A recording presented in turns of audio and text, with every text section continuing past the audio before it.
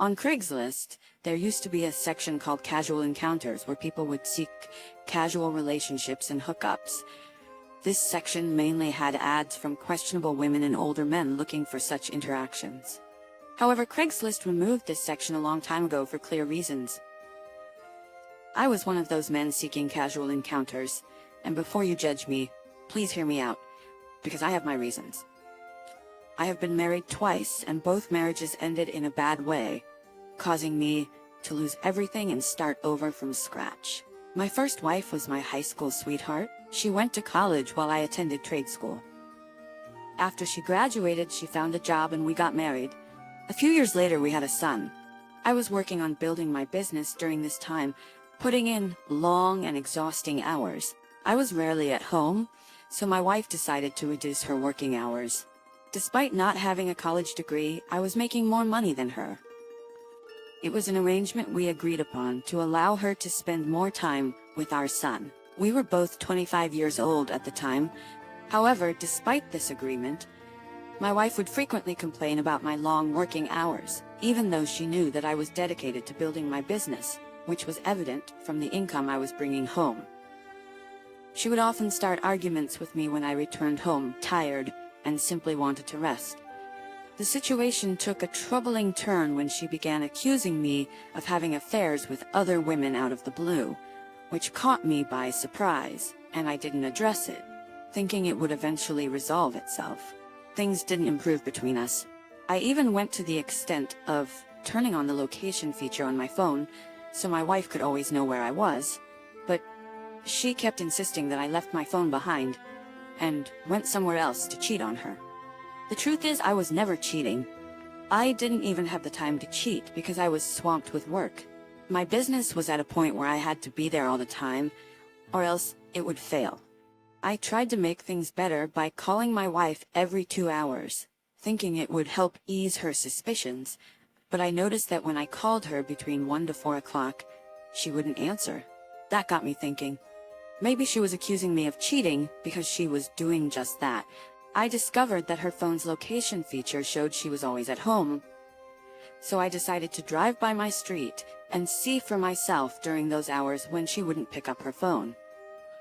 I parked on the street corner near my house and watched as my 19-year-old neighbor's son left my house. I was shocked when I found out. I couldn't believe she would stoop so low, all the while accusing me of infidelity, when she was having a relationship with our neighbor's teenage son. When I confronted her, she initially denied it until I threatened to tell the neighbor's parents. Then she admitted to it and tried to blame me, saying it was my fault that she cheated. She claimed if I wasn't so focused on my business, she wouldn't have strayed. This business was the same one that provided for our family. Our son was just 3 years old at the time, and despite everyone, including my parents, trying to convince me to work things out, I refused. This led to a bitter divorce that cost me my business. I made sure to expose my ex-wife's affair to all our friends and the parents of our 19-year-old neighbor. I even got into a big fight with the neighbor because I was deeply hurt that this young guy was involved with my wife. It's a long story and I won't go into all the details, but the divorce was a bitter one.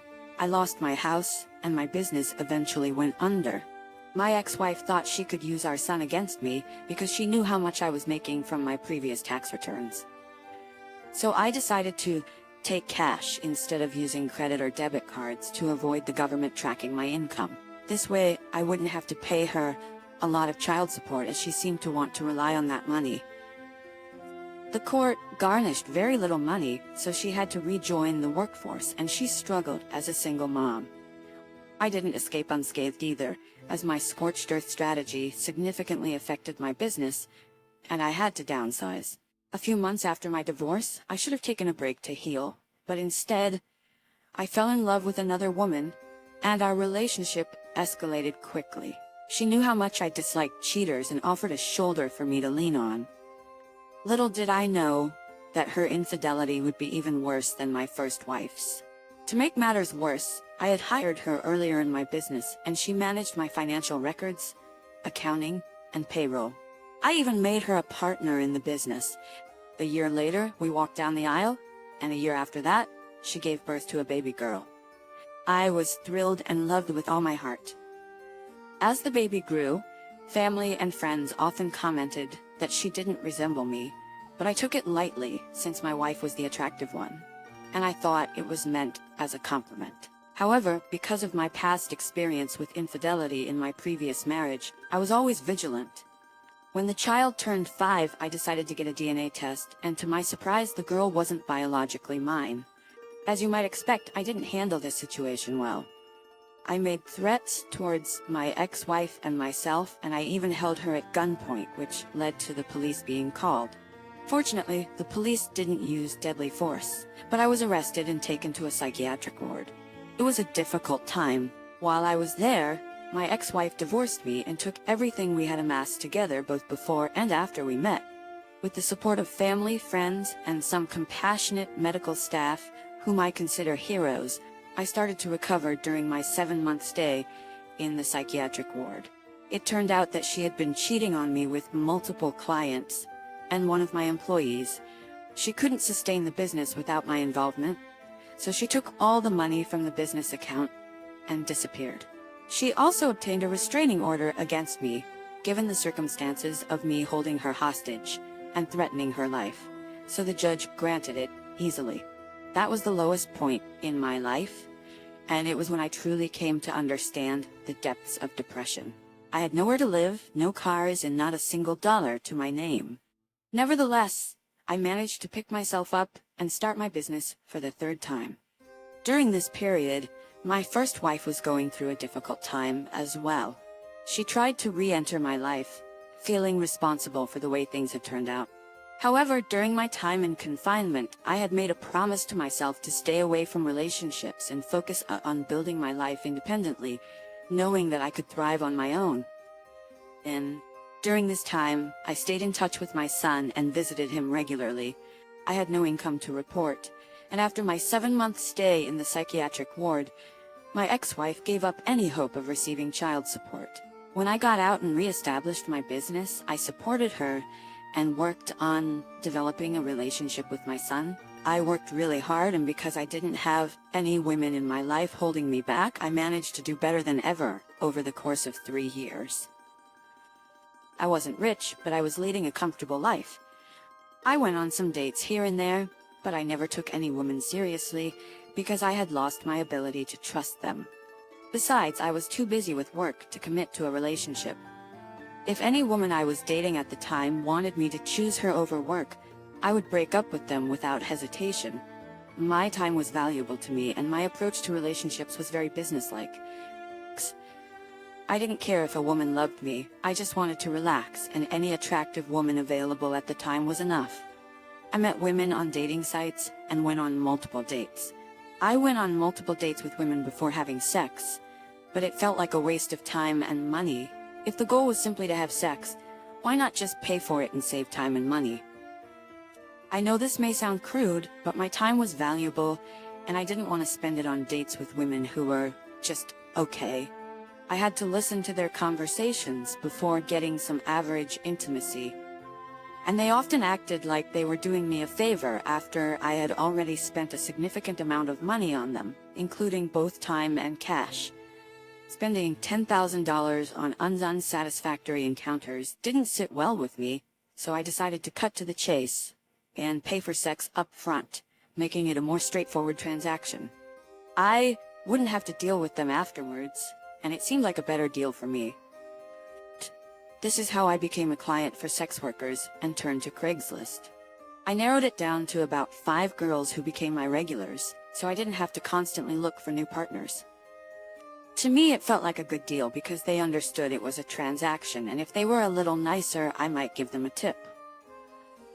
The customer service I received from the girls in my rotation was excellent. To be honest, maintaining a rotation of 5 girls who understood that our relationship was transactional was less expensive and more satisfying than having one wife. I didn't have to listen to their problems or deal with the everyday drama in their lives. I also traveled more when I decided to take a break from work. I visited places like Vegas and even went to South America a couple of times. Fast forward a few years, and my son had just graduated from high school. He expressed his desire to join the military, likely influenced by my father, who had a military background. I had several family members in the military, so it wasn't unusual. Although I wasn't the military type due to the impact my father's absence had on my family when I was growing up, I couldn't object to my son's decision. I gave him my blessing and felt proud of his commitment to sacrifice for the greater good. He proposed to his girlfriend and they got married before he left for his military service. At the time, I didn't know what to make of it, as I didn't want to be the dad who told his son not to marry the love of his life. Given how things had ended for me in my past relationships, I hoped it would be different for him. My ex-wife also attended his wedding, and I even made a comment about it to her. She tried to downplay it, but I understood that for a young man out at sea, having someone to write love letters to, and the comfort of coming home to someone were important, so I didn't want to deny him that. About 5 months after my son left, I began talking to a girl on Craigslist. We decided to meet in a public place with cameras to make introductions and ensure we were comfortable with each other.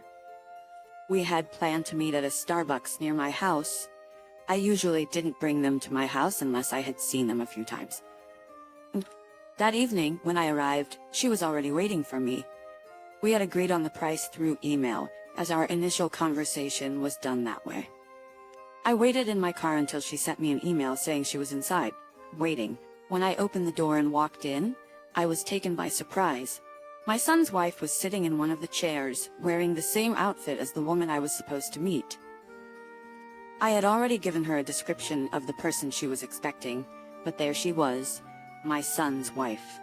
I froze as soon as I saw her, and considered running away, but she had locked her eyes on mine, and I could tell that she felt the same shock and surprise as I did. I was shocked by the situation. She was only 19, and I couldn't believe that a 19-year-old girl was involved in this. After the initial shock and shame wore off, my curiosity got the better of me. I wanted to understand her real story, to know how my son had met such a girl. She seemed ashamed and tried to leave, but I physically stopped her and convinced her to sit down. I asked her why she was doing this, especially since I thought she was in college. She explained that a friend had introduced her to this way of making money on the side. I inquired about how many times she had done this before, and she replied 3 times. What surprised me even more was that she wanted me to keep it a secret from my son, and in return, she offered to be intimate with me. I couldn't believe it. I told her that her marriage with my son was over, and what we should be discussing at that moment was who should tell him first. She attempted to explain that my son wouldn't take the news well, and it would break his heart. I acknowledged the difficulty of the situation, but mentioned that if it were me, I would want to know the truth. She pleaded with me and even offered intimacy in exchange for my silence, but I firmly refused. Then she resorted to blackmail, which surprised me. I couldn't help but think, this little troublemaker. She threatened to expose my search for intimacy with women on Craigslist. I chuckled at her and, without hesitation, pulled out my phone, placed it on the table, opened WhatsApp, and started calling my son. When she realized what I was doing, she quickly ran out of the Starbucks. The phone kept ringing, and I hadn't expected my son to pick up, but he did. I asked him how he was doing, and if he was ready to discuss something serious. I told him to find a seat and sit down, because there was an important matter I needed to discuss with him. I needed to talk to him about it. It wasn't a secret that I traveled and occasionally paid for intimacy with women. My ex-wife had known about it and used it against me when I refused to reconcile with her. She had disclosed it to my son some time ago and he confronted me. I was honest with him. I'm not the type to sugarcoat things. I'm straightforward to a fault. I've never lied to my son, no matter how challenging or serious the situation was. I always take responsibility for my actions, so it wasn't a surprise to him when I admitted to looking for intimacy on Craigslist. What truly left him speechless, however, was that his new wife had not only responded to those emails, but had been doing so for a long time. She claimed it was with 3 men, but I was convinced it was more than that. I decided to give him some time to process what I had just told him. and let him know that he wasn't the only one who had been betrayed, as I was a living example of that. I assured my son that what had happened wasn't his fault, and I let him know that I would be there for him. That's how our conversation ended, and I headed home. After our call, my son tried reaching out to his wife multiple times, but she didn't respond. He realized I was telling the truth when she didn't answer as she was supposed to. She claimed I was lying, but my son was clever enough to see through her denials. Over the following week, there were back and forth phone calls, and it took several days for her to finally admit to seeking intimacy on Craigslist. As soon as he was granted leave, my son returned to divorce her. I understood how tough it was for him, and I did my best to support him. When his mother found out the reason for their separation, she tried to blame me. However, my son defended me, telling her that it was a blessing that I had discovered the truth, and even took a jab at her, questioning why people like her cheat on their partners. That silenced her rather quickly. I wasn't there to witness the conversation, but my son later told me how it had gone. Strangely enough, after his divorce, we grew even closer, and I started giving him advice on love and relationships. I never told him not to get married or be in a relationship because everyone's circumstances are different. He might be luckier than his old man. What I did was share my experiences with him and let him make his own choices about how he wanted to live his life. These days, it's too risky to search for women on Craigslist. Since that incident, I've thrown myself into my work. I'm currently casually dating someone who, like me, is a divorcee with children, a demanding career, and a busy life. As I've grown older, I've come to appreciate the company of women who have substance and depth. However, I do occasionally travel abroad to experience some youthful energy. My son was honorably discharged from the military and is now working in the same field as I am. I hope that he'll eventually take over the business when I decide to retire. What's more, he has a serious girlfriend, and I've noticed that he's taking things seriously.